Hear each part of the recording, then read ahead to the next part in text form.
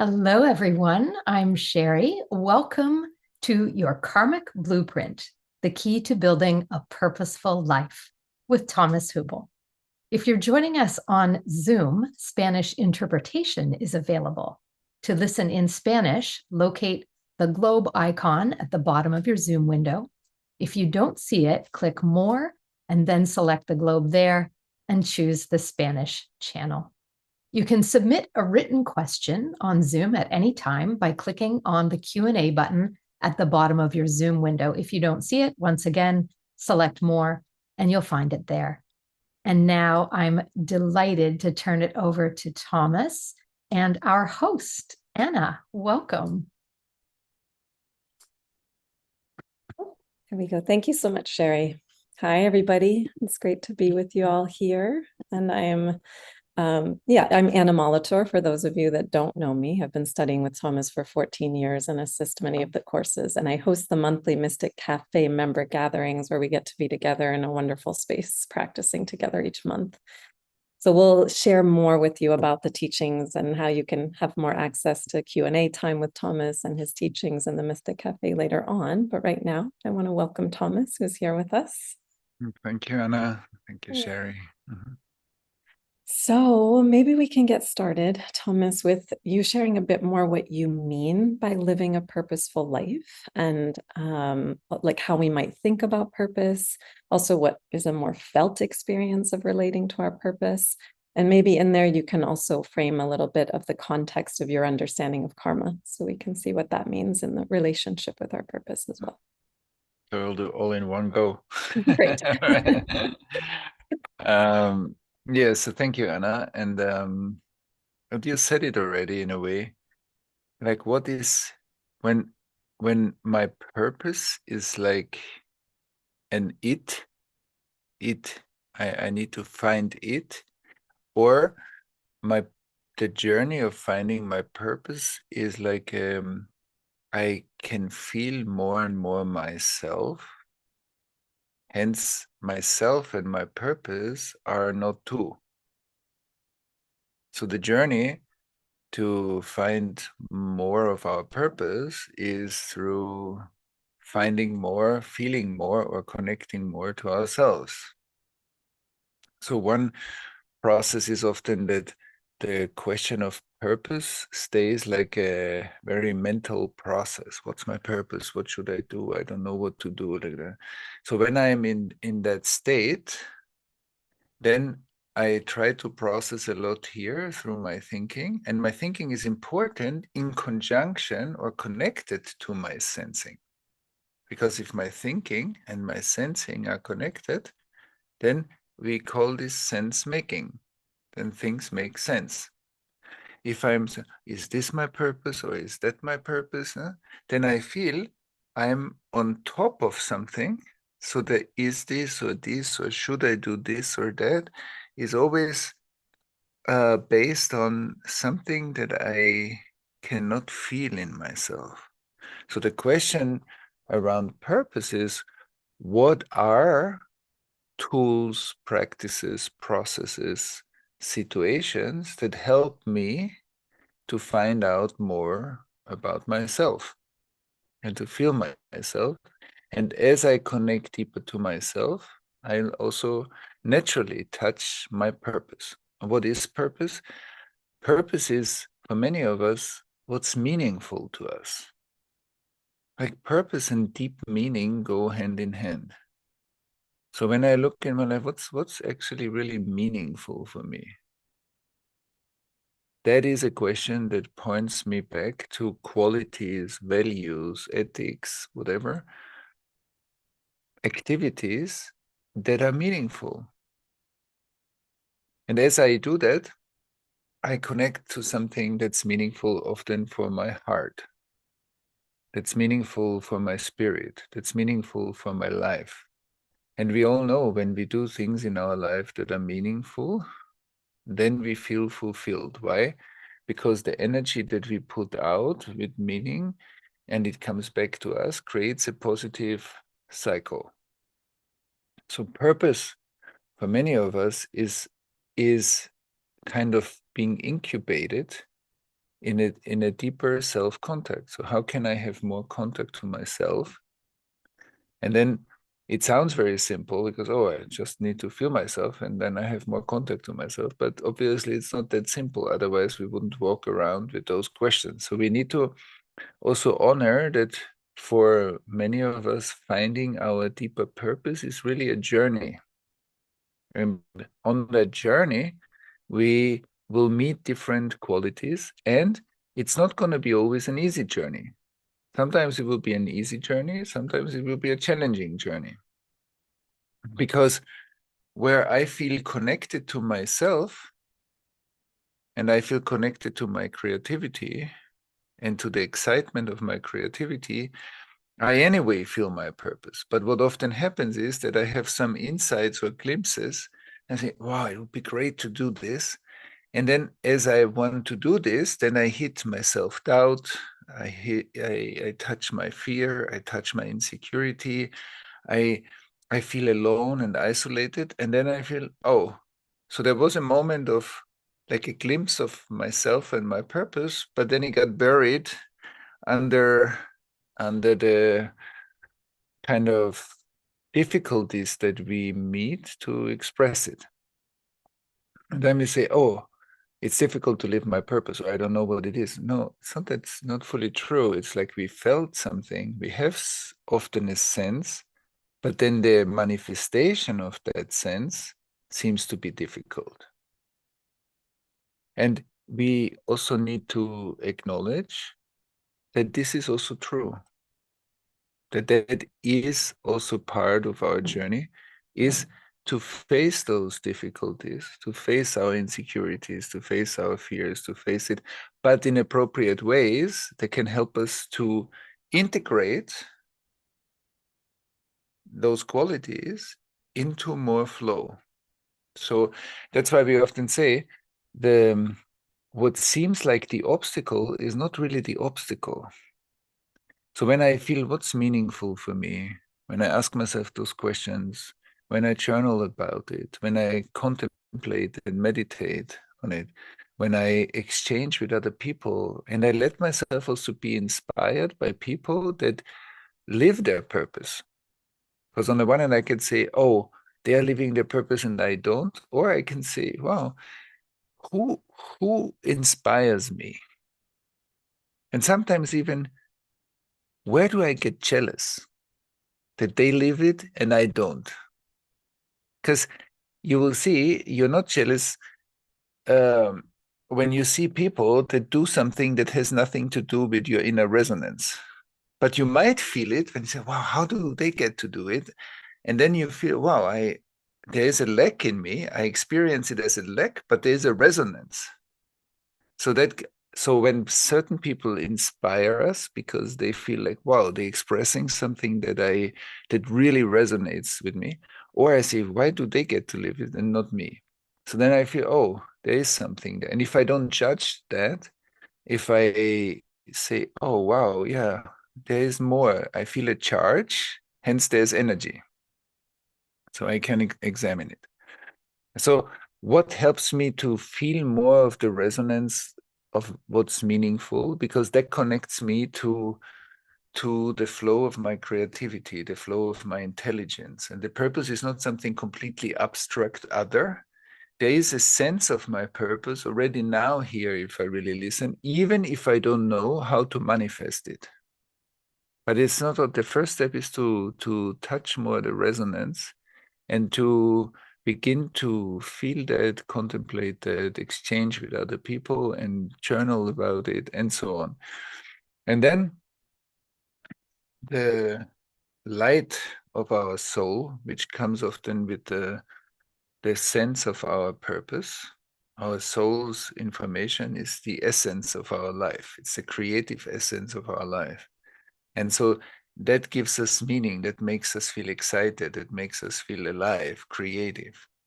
And then as that usually hits the karmic blueprint. So what is the karmic blueprint? Anna, you brought this in before because that's also something we want to explore, is we have been born into a DNA, a family system, a community, a cultural system, a time that has a certain quality. So we can see this like as a map. When our ancestors, through our ancestors, there's a lot of information coming to us. On the one hand, integrated ancestral information is intelligence. It's open, it's skills, capacities, capabilities, intelligence that is available in our life. Resilience, strength, endurance, the power to meet life. Because many of our ancestors needed to meet life too. And they went through hardship, they mastered some of it, and they also got hurt or created hurt for others. So those aspects are not integrated. And so there is like, you say the integrated parts of our ancestry lives as resources in us. The unintegrated part of our ancestry lives as legacy, as kind of trauma legacy in us. And so that shows up as difficulties, symptoms, the fears, the doubts, the guilt, that like many qualities that we inherit or that show up then also in our attachment process and in our upbringing.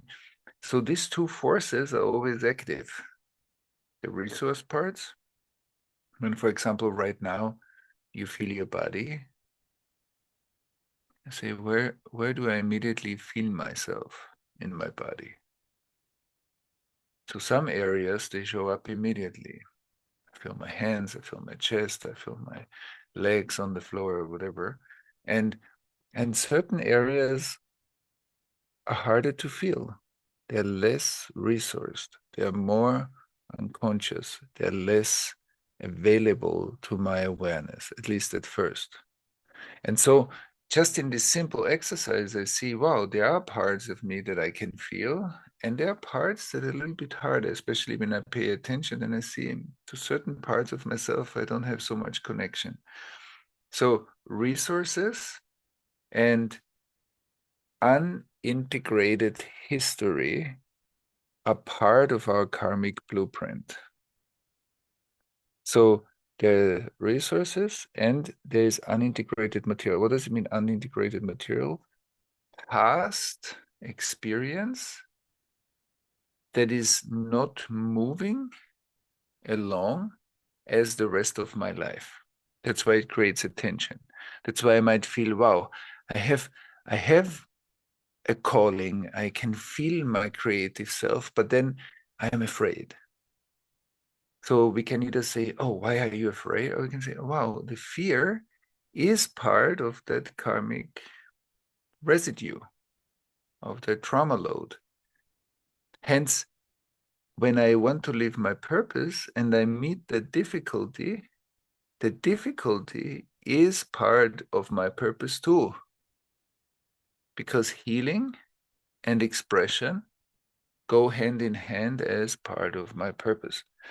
And when I stop judging the parts that are difficult for me as obstacles, difficulties, that which I want to get rid of to live a fulfilled life, it's like as if I want to cut off a part of my body to live a fulfilled life. That doesn't work. And often the things that we want to get rid of is exactly we are replaying the trauma cycle that as kids or somewhere in our development, we got rid of those fears or shame or whatever, anger already. And then they feel like a disturbance. So when I say, okay, my purpose is something I begin to feel. When I ask myself, what is my purpose? What is my purpose? Say, oh, since I'm asking myself if it's this or that, what's actually my experience when I have that question? Not that the question is good or bad, the question is relevant, but that's not the place usually where to solve it. Where we solve it is, and I say, what do I feel when I ask myself that question? What are my physical sensations? What is my emotional state, my inner energetic state? How related am I to the world, or how much isolated do I feel when I ask myself that question? And whatever I will find is the entry gate into a deeper exploration. So maybe I ask myself the question mentally and don't feel anything. I feel numb. I ask myself the question and I feel a bit insecure or afraid to even find out. We interpret sometimes. I say, oh, when I ask that question, I feel a bit of fear.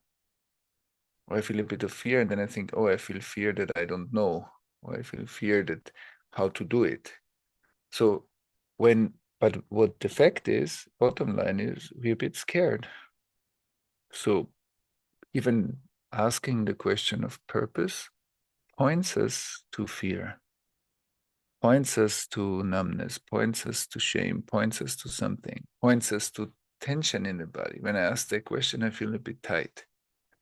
But bringing more awareness inside, or I ask the question and I feel creative. I feel, wow, all the things that I want to do in my life. I feel excited. I feel creative. I feel I'm on fire. So the side where I feel my purpose, I feel, wow, I'm on fire. And often when we have conversations that are exciting, that are stimulating, that my nervous system is on fire, when I walk away, then I notice, wow, this is part of my purpose. And so that's why I often say, if you want to live a deeper, purposeful life, find your tribe, find people that you resonate with, that feel that that share a similar passion, that share a similar direction, that share a similar wish to manifest things in the world. And as we find the people that have that resonance, we amplify that resonance in each other. And then, for example, when I do some of the interviews or conversations for our Collective Trauma Summit, in almost every conversation, I feel, wow, I learned something new. It's super exciting. It's a creative conversation. I love to dive in and share with other people their perspectives, even if they contradict some of my perspectives. Doesn't matter. It's like it's the shared space that is exciting. And that gives birth to innovation, to new inspiration, to learning. And also when I sometimes watch talks of other people that inspire me, that I say, even if they do something completely different, but I feel, wow, they talk about something in a very inspiring way, inspiration is shared. Not even if it can be a completely different field, but inspiration is a quality. It's inspiring. So we can see who are the people that we share that resonance with, because it's a similar music, it's a similar song, it's a similar resonance. And so we strengthen the resonance, we strengthen what we love, what we care about, what's meaningful, what's deep. Maybe our spiritual practice is our main purpose. For some of us, it's social impact work. For some of us, it's science. For some of us, it's art. Whatever it is, it's when I feel it and I see it in others, I feel inspired, I feel resonance, I feel interested. So that nourishes that part. And then, of course, for some people, it feels like, wow, my purpose is open, it's just flowing. I create one startup after the other, it's successful, it's great. So when the channel is open, that's the experience. But if it's not, then it's not better or worse. That's the point. It's not that that's the how it should be, and I am here. No. This is that person's experience. It can be inspiring for me, and this is my experience. And my experience is my purpose, not the comparison. The inspiration is different than the comparison. I compare myself to others, like I leave myself because I think this is better. Versus, no, this is inspiring. I love how that person does it, and it seems to work so amazing.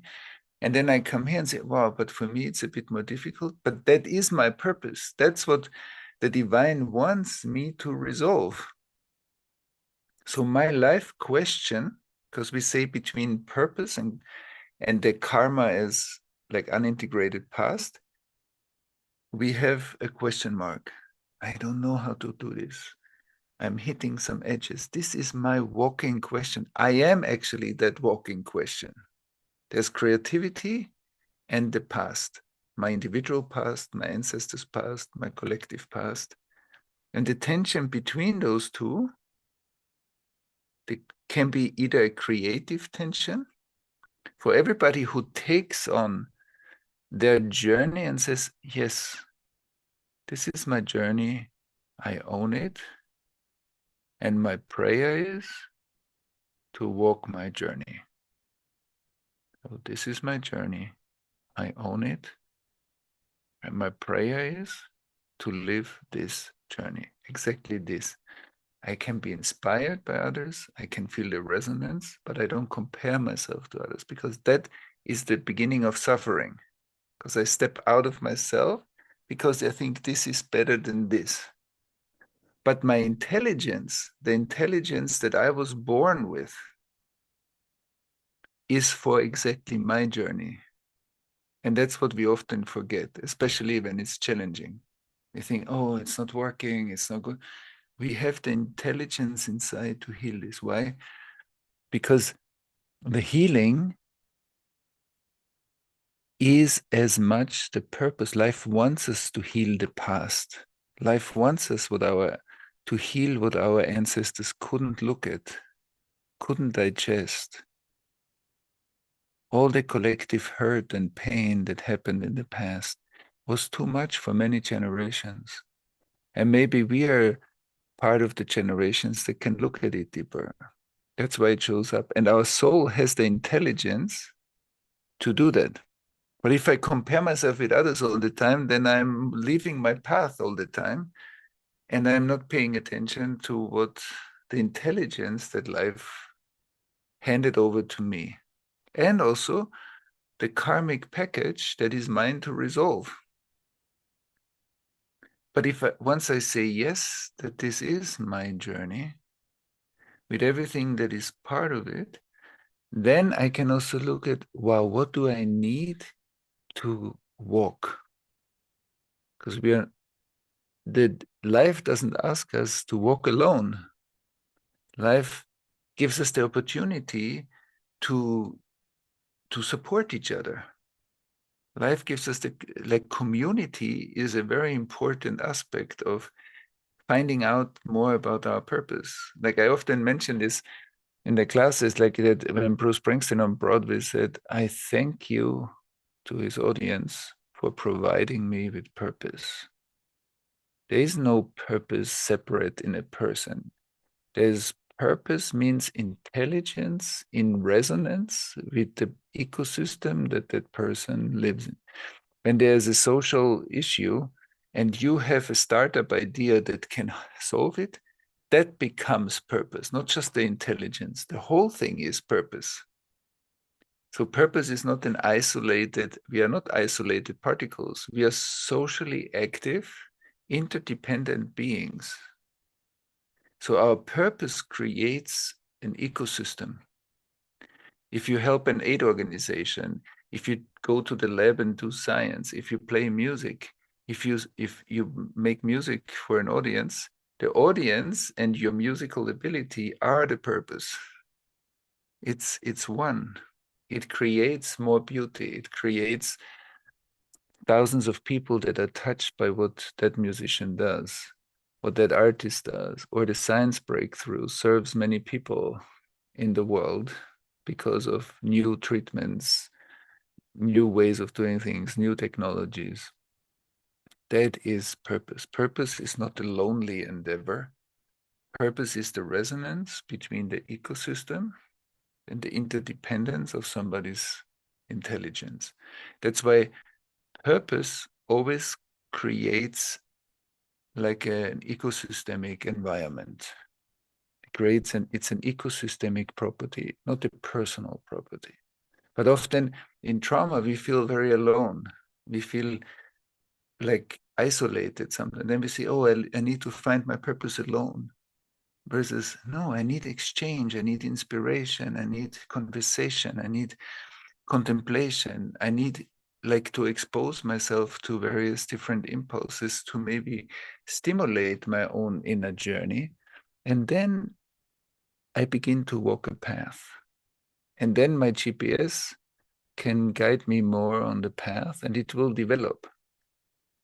And even if you look at people that many people take as role models, like, for example, Nelson Mandela or Gandhi or other people that say, wow, or all kinds of people in history that develop new stuff, doesn't mean that their life was just easy. It's not that purpose is this fairy tale of, wow, they only have a great life. No, many people didn't have just a great life. Many people struggled on the way. Many people went through all kinds of phases of ups and downs and doubts and fears. And yeah, but that's part of living our purpose. And the drive takes us through these moments. That is that we follow a path. And I believe many of us here, we feel a calling. We feel a call, otherwise we wouldn't join such a conversation, such a space. So there is a deeper calling. Even if there's struggle, there's calling. And that calling is not just a calling, that calling is a place deep inside where I feel called. There's a place that knows something. When somebody's inner calling is strong enough to pursue a spiritual practice or any practice, and the energy moves our life so that we do something for it, the calling is part of the arrival. It's like I often say, the calling, the spiritual calling, is the echo of the arrival, which means when I contemplate and feel and touch in myself what really calls me, I am connecting to a deeper place of wisdom. And that is purposeful. When I connect to what really inspires me and I feel inspiration, that is purposeful. So for many people that became historical figures where we would say, wow, these people found their purpose or lived their purpose, it's good to demystify sometimes the glorification, and look a bit deeper. And many people went through dark periods. Many people went through personal or collective suffering and broke through and turned that suffering and those challenges into light. And many people that I spoke to in our hundreds of people in our collective trauma summits, many of the people I interviewed had exactly that experience. And they do amazing work now in the world. Their own trauma history, when it turned around more and more into learning and integration, it became their purpose, or it strengthened their purpose. And so that is very helpful, because what we heal in ourselves, it's not just an obstacle. When we heal it, we become a social remedy for exactly that. Whatever is my hardship, if I own it, transform it, I become a social remedy for exactly that thing. If I had a lot of fears, I integrated more and more of my fears. When I talk to people that are afraid, my nervous system transmits my own healing. And that's true for many, many things. And I think we all have heard it over and over again, how powerful that is. That's not just my personal healing, that's my ecosystemic contribution as well. And so maybe I leave it here for the moment, Anna, that we can bring in maybe a little bit more, because we also received so many questions. But that's Yes. a little bit the territory for today's conversation. Yeah, it's really beautiful. Thank you. There's been a lot of questions coming in, but I want to, reflect, just loving that you're bringing in whatever's arising in us right now while you're speaking to us about this is part of the question, right? Like, it's not like I need to get away from the feelings that are coming up to get more to the clarity about purpose. It's like, it's all part of the exploration. I often see it like we ask the question, like, what's my purpose? But we're sort of not listening inside to how the body responds. And so I think that's just beautiful to have highlighted that so much. No matter what else we're saying, that's the pathway through, right? And yeah. And so there's a lot of different questions coming in. A number of people are asking a bit more about the relationship of the karmic patterns with the purpose. So Juan asks, what's the first step to recognizing and breaking unconscious karmic patterns that keep us from living our purpose? Manoj is also saying, what are some practical signs that reveal that we're living more from the karmic blueprint rather than out of our authentic purpose? Maybe you can just speak into that a little bit. Yeah, first, it's good to see that often the things that we judge the most in ourselves actually hold a lot of fuel for our life. And so that a beginning is a reframing of like what challenges us are parts of ourselves that need more attention. So that's one thing. So the judgmental part is often what keeps us separate. Everything we try to exclude or we had to exclude in our developmental childhood and development time, everything that has been excluded will try to find a way back in. And the more we exclude it, the more it will become intrusive. So the stronger is the way out, the stronger is the force in. And what that does is it creates cycles. It creates repetitive patterns. So how do we know that we are more connected to our karmic blueprint? Is the things that we say, oh yeah, and again, and it will never change. And it's gonna stay like this. And I know this. And this is how the things are. Everything, every time we say this, also about society, this is how it is. When we say this is how it is, we say, oh, I recognize a pattern. It's not that that's how it is. We just recognize a pattern. Why? Because a pattern is non-emergent. What is non-emergent? It doesn't have a future. It only has a past. So it's circling in the past like a stuck CD. But when the stuck CD starts to move, it continues the song. So then it has a future. So we could say the unconscious dimension of our blueprint is kind of predetermined. These patterns run our life without us really knowing how it works. When we become aware of those, so awareness processes of that karmic blueprint create exactly the opposite. It turns from non-emergent into emergent. So past information becomes present through our awareness. So suddenly I see something in myself. Oh. And in the moment I become aware of that, it can change. So when I see, wow, I often feel alone. I say, I feel alone, I feel alone. But then I say, wow, alone actually means that I often feel retracted in the relational space. I say, wow. Instead of saying, oh, I should be open, say, oh, obviously it was important for me to protect myself and to stabilize myself, to hold myself. And as more compassion and awareness flows into how that feels, I see this over and over again, it starts to open. And then I feel less alone and more connected because my heart's more open, my nervous system is more open, I feel more in resonance with other people. So that changes parts of my life.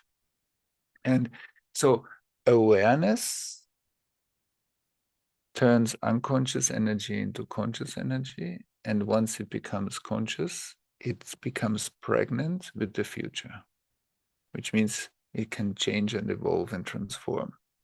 So that's why our journey often is to find out what that is and to find out who are the people that can support me. Where is a community or communities that can support me to become more aware of what I can see.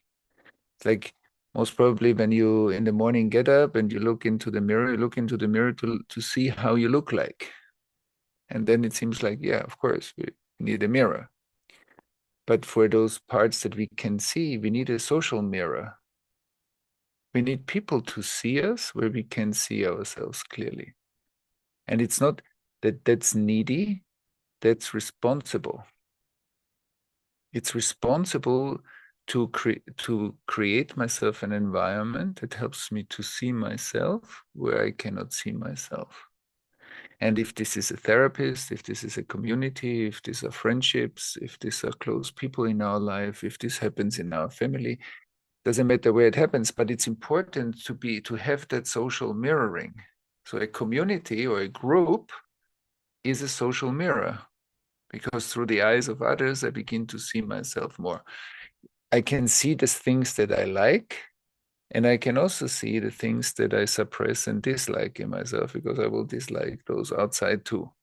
And like this, I begin to have more information, and that helps me to grow. So that's the repetitive part is often, that's how I recognize this karmic residues or the past or the trauma layers.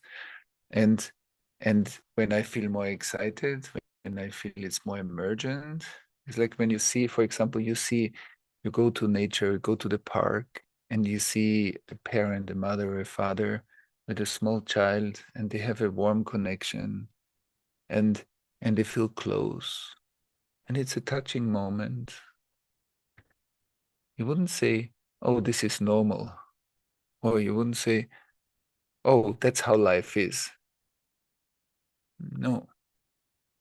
Most probably you would be touched and say, ah, it will induce in you the feeling of, ah, it's beautiful.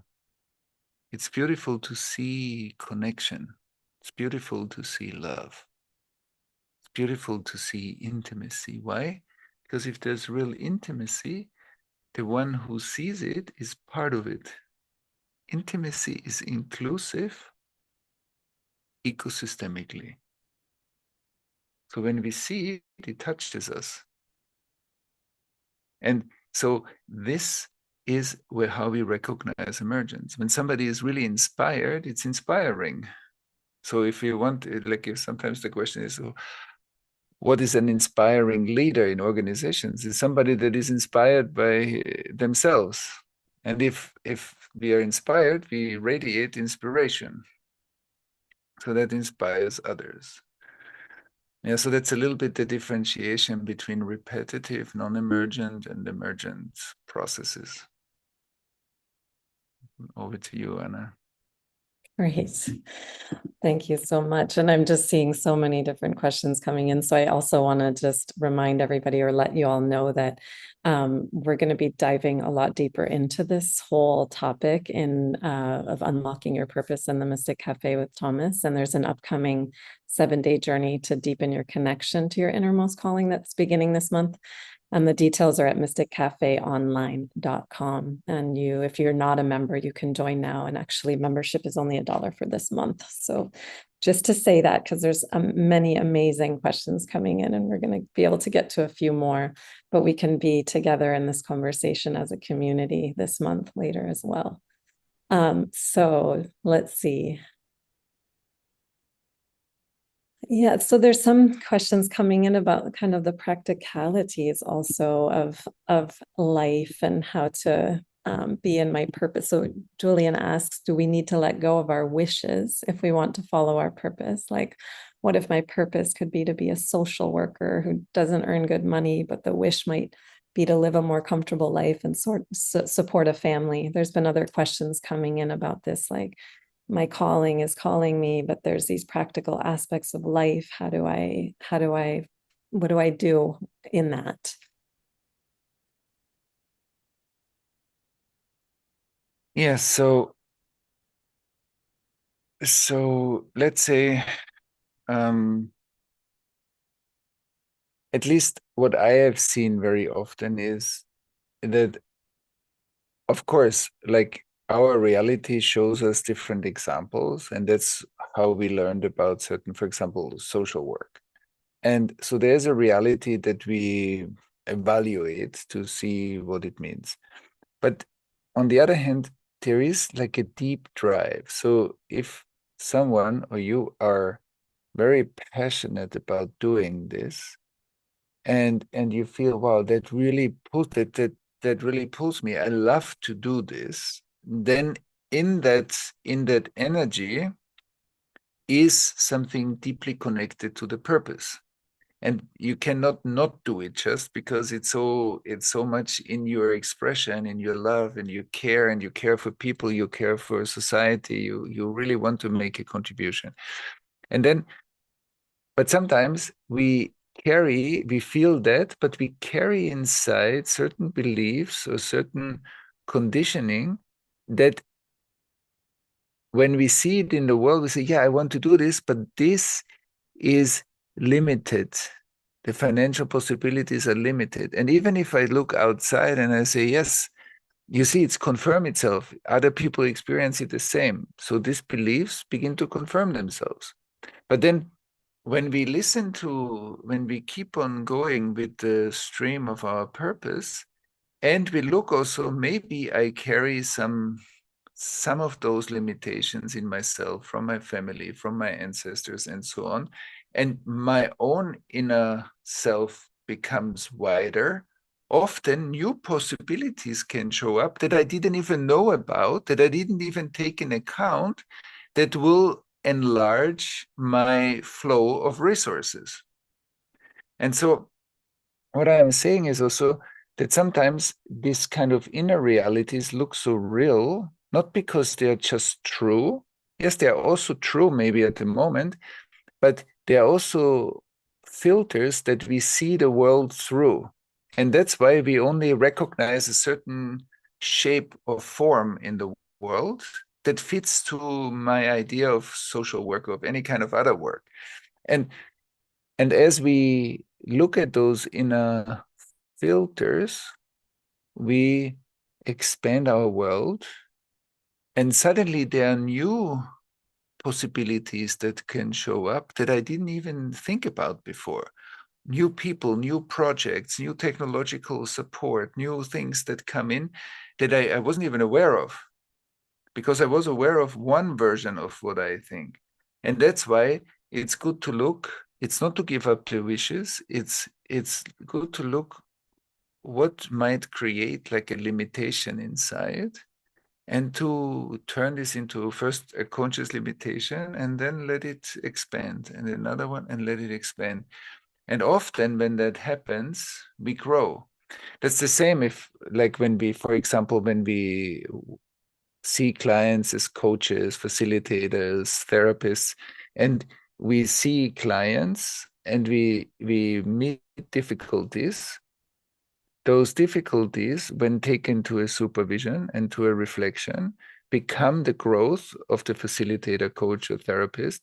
And every time we do that, we make our own energy bigger. It's not that that was good or bad. That just shows up because it shows me a limitation in my own awareness. If I look at it with somebody, I turn that into growth.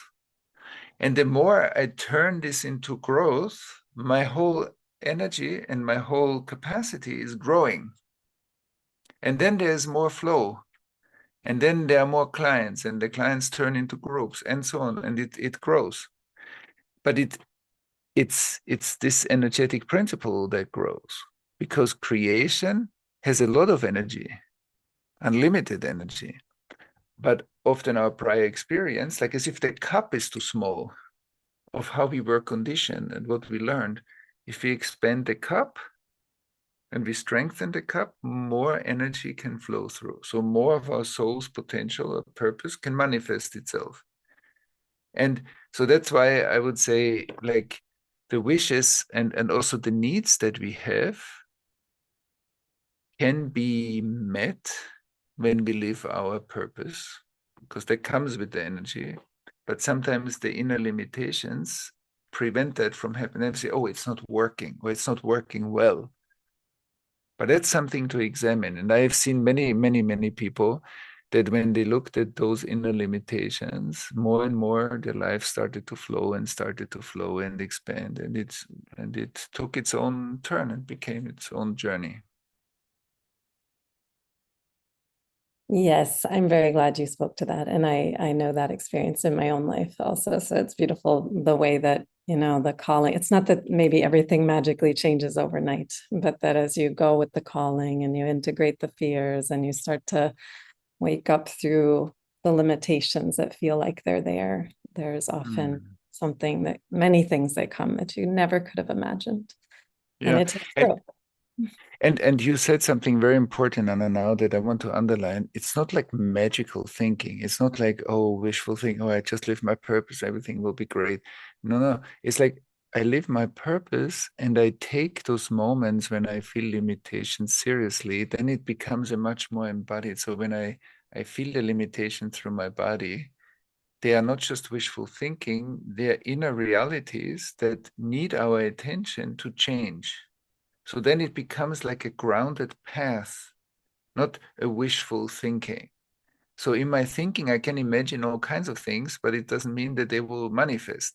But if I have a vision and then the embodiment work, then I can manifest more and more that vision in the world, because I'm willing to go with the beautiful parts that show up, the positive resonance, all the energy that comes back to me when I do what I do, and that enlivens me.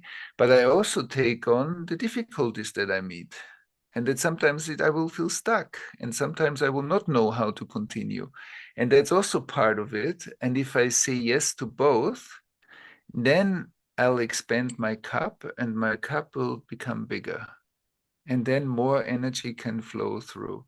So I wanted to underline that's important. Sometimes it stays in this wishful thinking, oh, we just have, and especially in spiritual communities, we hear, oh, you just imagine your future and it's going to happen, and then it's not happening, and then we're frustrated and say it's not working.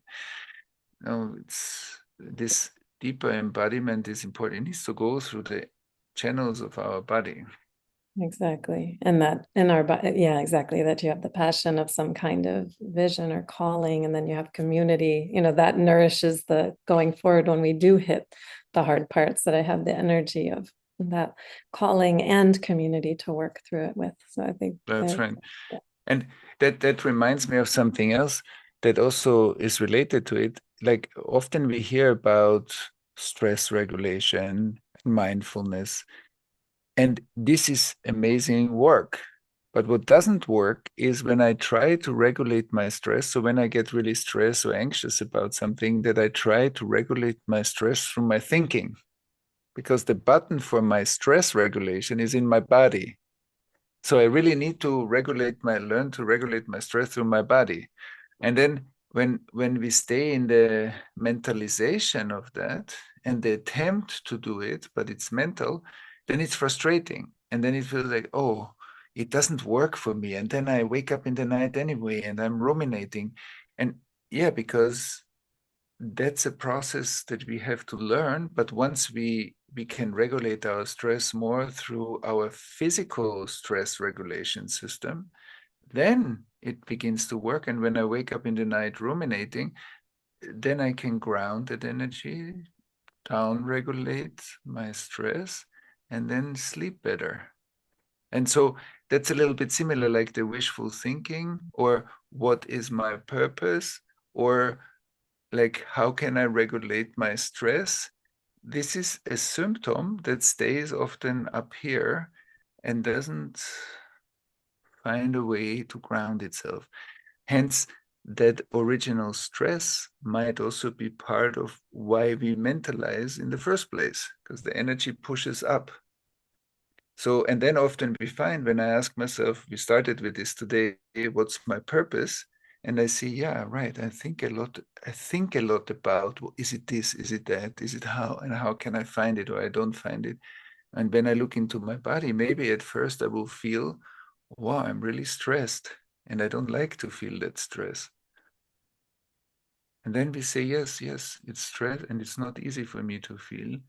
And or maybe I need support of somebody to feel this. But then I see, oh, actually, when the stress down regulates, I begin to feel more of what's meaningful for me.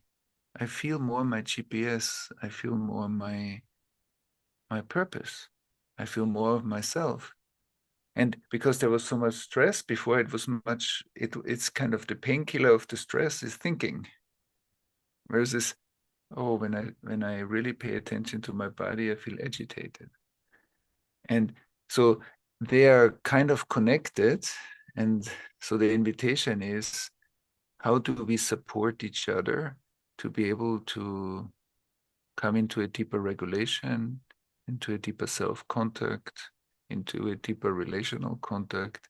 And all of that is very conducive to developing and sensing and feeling what's purposeful for us. Exactly. I'm really glad you answered some questions that were already coming in, and I wanted to name that for people too, like this process of how do I melt the fear? Like that's such a deep process, like you said, to even open up the space that I can hear the calling and risk moving with it. I may need to really meet my fear in a warm space over and over again. So that becomes just part of my purpose walk, is that I'm also saying yes to the fear that comes up. And I wanted to say there's a lot of teaching about that in this community. And if you're in the Mystic Cafe, also there's other resources within that, other classes that you have access to that speak more about this, because this is a really core part of our work here as well. And there were a number of questions coming in like, well, what do I do when I meet that? So thank you for speaking to that. And there's so many other great questions coming in, but let's see, maybe we just need to go to a last question for now. We'll have other time in this exploration later in the month.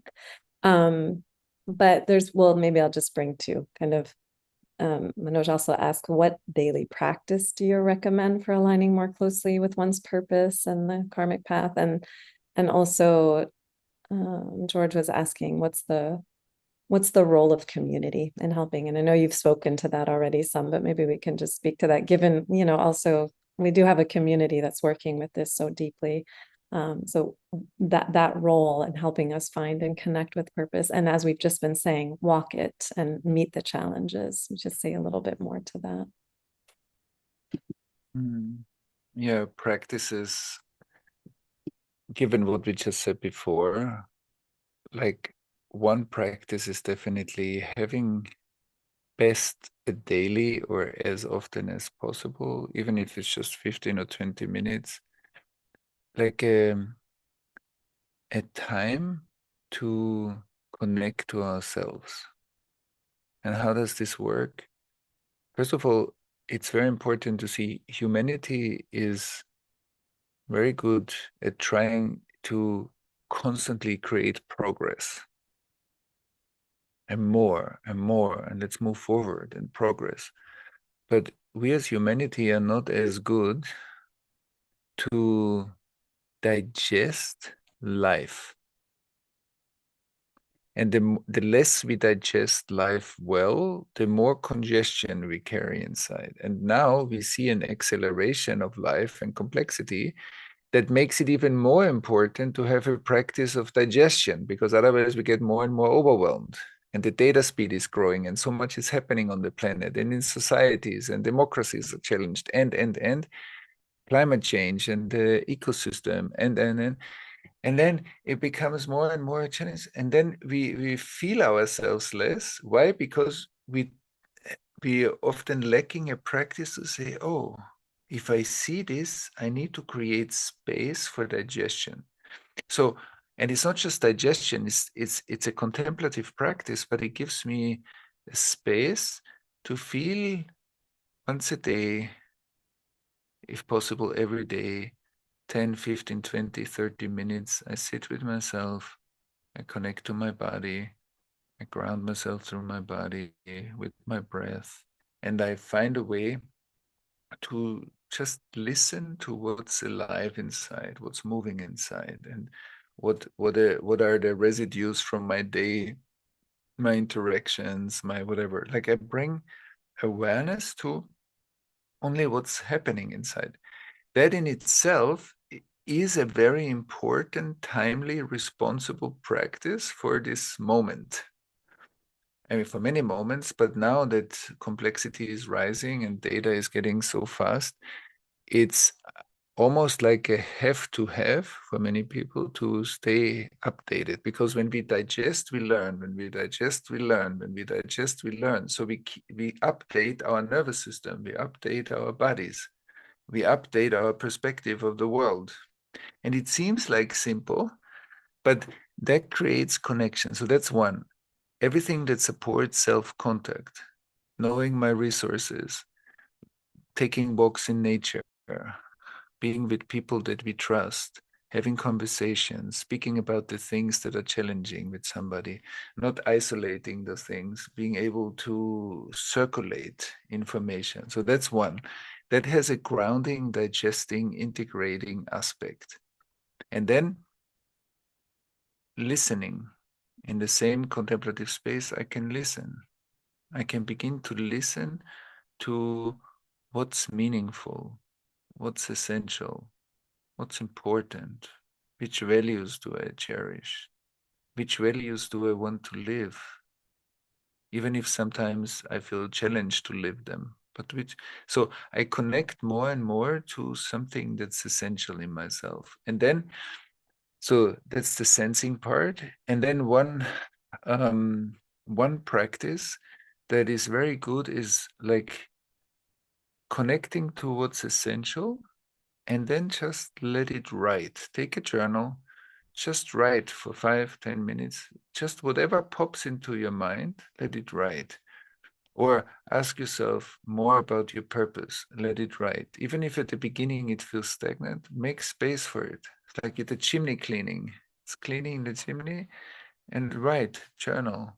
Or have conversations with other people about it, and get reflections and so on. So that's great. And then what I said at the beginning, one practice is to look what inspires me. Even at first, if it has nothing to do directly with my purpose, what inspires me? What speaks to my inner resonance? And then I get to know my inner resonance. And once I know my inner resonance, find people, find your tribe, find people that are sharing the resonance with you, and that amplifies that resonance. And not to forget that purpose is about creativity, contribution, developing my path, obviously. And at the same time, everything that needs to be healed to strengthen that is the purpose too. That means light and karma have a creative tension. Light is kind of the future, the higher consciousness future, not the later point in time. The karma is the past, and my life closes slowly the gap between the two. The past gets more and more integrated, and the future emerges more and more in the present moment. So awakening, wakefulness, is presence. It's not that we need to go anywhere to get there. It's present, but the past being separate from the future always feels like we have to go somewhere. And as we integrate more of the past, more of the future becomes available. More of the past, like also Otto Scharmer talks about the presencing in the theory U. When we are in contemplative states, the future emerges. It's not the future is then, the future emerges in the present moment. Every creative act is the future emerging in the moment that is now. And so as we walk our path and we heal the things that come, we express ourselves, and then we run into difficulties, we integrate those. That's how the creative tension of the karmic blueprint and our soul's creativity get reduced and turned into presence. And when more and more of our life is being turned into presence, it becomes more and more peaceful. When peace is not the absence of conflict, when peace is the ability to negotiate conflict. So it's not that everything becomes harmonious, but it becomes more peaceful because we are present with what is. So the whole journey of our purpose is, at the end of the day, is a journey into the present moment. It's a journey into the present moment. And that's why I often say the present moment is where the plane of the past and the plane of the future land. It's the place that reveals itself more and more to us when we journey purposefully in our life. Thank you so much, Thomas. And as you all can see, there's so much beauty to be had in this conversation that is, guiding us towards the energy also. And there's so much inspiration that comes through when you teach, Thomas. And that's part of the ping for our calling, is that inspiration for us to connect and feel our way through this into deeper and deeper presence here in the world with what wants to live in us and through us. So thank you so much. It was really lovely. Thank you, Anna. I really enjoy our dance in these calls, and it's beautiful to also hear your reflections always from your own journey and how that resonates in you. Yeah, and I want to say, I'm going to hand it over to you, Sherry, in just a moment. And I just want to say, I really do hope, if you felt called, that you join us. There's just beautiful teachings with Thomas each month. And then we have this very special space also to come together, to do this together in little breakout groups. And I've seen such a beautiful refining of our practice and such sincerity and tenderness growing in that space. And so it's a highlight of my life to be with you all in my months, holding that space as well. And so come if you feel interested. This first month is just $1, I think, as well. And you can just try it out and see what the experience is like for you, and see if more of your questions are answered, or you get new interesting questions to walk. So thank you so much, all of you, for joining us. There's quite a beautiful energy, feeling all your questions pouring in, and the way that we're walking that together, a lot of us in our purpose and our calling. Sherry, you can join us for the details. Thank you. Thanks so much, Anna. And as Anna mentioned, for new members to our community, your first month of Mystic Café membership is just $1, and it includes the new 7-day journey, Unlocking Your Purpose, Deepen Your Connection to Your Innermost Calling. And if you sign up in time, you're also most welcome to join us for our next member gathering on Friday, June 12th, followed by our next live session with Thomas on June 21st. And you can get all of the details about the Mystic Café and the 7-day journey at mysticcafeonline.com. And Amy has posted that link in the chat. From the bottom of our hearts, we thank you for being here, and we warmly invite you to join us. I'll pass it back to you, Anna. So I think we're closing now. Just thank you so much, everybody, for being here. Thank you, Thomas. And we look forward to being with you later in the month. Take good care.